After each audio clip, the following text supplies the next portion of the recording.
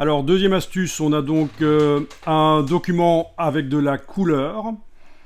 Là, je vais repasser en affichage aperçu pour bien voir ce qui se passe. Document avec de la couleur. On vous demande de faire un PDF avec toutes les images, les blocs couleurs. Tout ça doit être gris. Comment est-ce que vous procédez? Il faut une version grise du document en PDF que vous fournissez à un imprimeur. Donc si je vous parle de ça, c'est que j'ai vu des gens qui passent leur temps dans Photoshop à transformer les images en gris, à les réimporter en gris. Tous les titres en couleur, ils transforment les couleurs en gris. Bon, ils passent un temps fou. Alors qu'en fait, ça ne se passe pas dans InDesign. Si vous voulez un PDF en gris, ça va se passer ailleurs. Il va... oui, au moment de la génération du PDF. Alors, donc déjà, ça, tu le sais que c'est de ce côté-là qu'il faut trouver. On va tester ça. Fichier exporté. Format PDF pour l'impression. Donc, je vais préciser ici dans le nom du PDF que c'est la version grise pour ne pas la confondre avec le PDF qui se trouve déjà dans le dossier d'assemblage que vous avez téléchargé. Enregistré. Voilà. Et alors ici, vous avez la sortie. Alors je ne sais pas si vous avez remarqué que ce document ne contient que des images RVB. C'est ce que Adobe préconise depuis plus de 20 ans, utiliser des images RVB quand vous faites des mises en page. Et c'est au moment de l'exportation du PDF que vous allez indiquer ici à sortie quel est le bon CMJN. L'imprimeur vous dira en fonction du papier que vous avez choisi, voilà la norme. Parfois, il faudra installer sur l'ordinateur le profil de la presse de l'imprimeur. ISO par exemple, ISO Coated n'est pas livré d'office dans la liste et parfois certains imprimeurs vous demandent un PDF aux normes ISO Coated, il faudra l'installer. Mais quoi qu'il en soit, voilà, c'est là qu'on dit qu'on veut convertir les valeurs RVB vers un certain pourcentage d'encre si en magenta jaune noir pour que l'impression ressemble le plus possible à ce qu'on a sur l'écran. C'est donc la conversion de RVB vers CMJN des images, des vecteurs, des blocs InDesign qui sont RVB.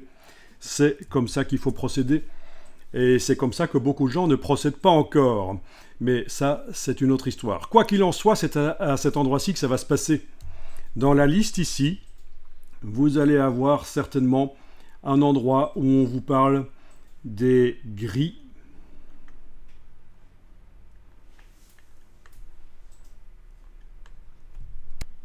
Voilà, c'est tout en bas de la liste. Oui, mais c'est bien caché. Hein. Donc, vous avez les dotgen, voilà, ou grey gamma 1.8, grey gamma 2.2. On va essayer les dotgen ici, ça devrait être du gris en fait. Donc dotgen 10% par exemple. Convertir vers la destination dotgen 10%. Et j'exporte. Il dit qu'il y a du texte en excès, c'est pas grave. C'est normal, c'est un document martyr. Et voilà, on a un PDF gris. Donc quand je vous disais que mon explication va vous permettre de faire en 30 secondes ce que certains prendraient 3 heures à faire, c'est pas une manière de parler, c'est réellement vrai.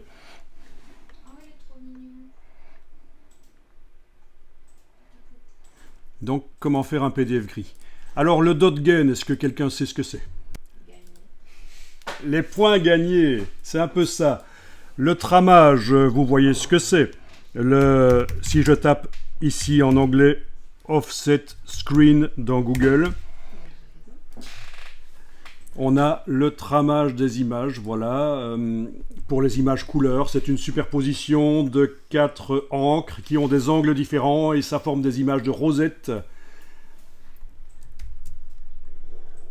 Donc voilà. C'est le tramage. Vous savez pourquoi on utilise du tramage quand on imprime en offset? Mais quelle est la raison technique de l'existence du tramage?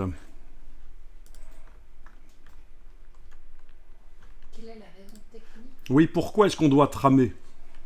Pour utiliser moins de couleurs. Non. Je vais taper en français ici pour voir si je trouve d'autres images. Oui, bizarrement en français on trouve plus d'images. C'est la superposition des couleurs qui forment d'autres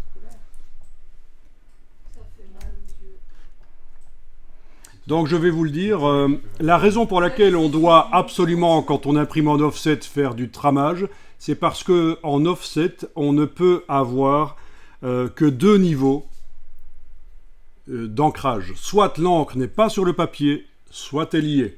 Il n'y a pas possibilité de mettre à moitié l'encre sur le papier. Donc pour arriver à faire des choses qui ont des nuances, des images qui ont des nuances sur le papier, on est obligé de tramer avec différents points de différentes tailles en fait.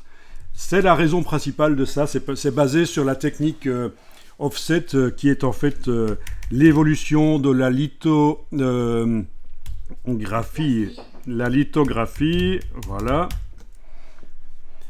Est-ce que vous avez déjà entendu parler de la lithographie? Donc c'est une technique où ça consiste à dessiner sur le papier avec un crayon gras. Ensuite on fait passer un filet d'eau, on met de l'eau dessus sur la pierre. Et à l'endroit où on a dessiné, l'eau n'est pas là. Ce qui nous permet après, avec un rouleau d'encre, d'aller passer sur la pierre. Mais là où il y a l'eau, l'encre n'accroche pas, elle n'accroche que là où il y a les traits. Donc c'est basé sur la répulsion de l'eau et de l'encre qui est grasse, répulsion de l'eau et de l'huile, vous connaissez. Donc la lithographie, telle que pratiquait Toulouse-Lautrec pour faire des posters, a évolué avec la technique offset qui ne permet toujours que de faire deux niveaux de dessin. Soit l'encre est là, soit elle n'y est pas. Pour ceux qui ne voient pas Toulouse-Lautrec, je vous passe rapidement ces affiches, voilà, en lithographie. C'est très connu. Vous connaissiez évidemment. Donc voilà. Ce qui ne nous explique pas toujours pas ce qu'est le dot gain. Mais dot, ça veut dire point, c'est le point de trame, dot. Et gain, c'est ce qui se passe quand l'encre arrive sur le papier, elle fuse dans les fibres du papier. Voilà, on a une explication ici. On envoie ça comme encre sur le papier, ça s'élargit sur le papier, ça fuse, voilà une explication. On envoie ça, théoriquement ça devrait donner ça sur le papier, ces points d'encre noire, et pourtant ça fuse dans les fibres, ça s'élargit, donc les grains, les points deviennent plus gros. Voilà, encore une autre explication, les points deviennent plus gros, donc l'image s'assombrit. Donc, et quand vous exportez vers un certain dot gain, comme on a fait, quand vous exportez vers un certain dot gain, vous indiquez une correction en fait. L'image, les points vont rétrécir pour que, quand c'est imprimé et que ça fuse, ça devienne ce qu'on voulait, si vous voyez un peu la logique. Et donc c'est l'imprimeur qui va vous dire quel est le dot gain quand vous imprimez en niveau de gris, ça va dépendre du papier que vous utilisez surtout. Donc le dot gain qu'on indique là n'a pas pour but d'épaissir les points, justement, non. C'est pour compenser l'épaississement des points qui va avoir lieu au moment de l'impression. On va rétrécir un peu les points de trame qui sont qui vont être... on va en fait alléger, éclaircir les images dans le PDF pour que, à l'impression, malgré le dot gain, elles aient l'aspect correct. En tout cas, voilà, vous avez vraiment l'astuce comment générer un PDF gris au départ d'un document InDesign avec de la couleur. C'est extrêmement simple.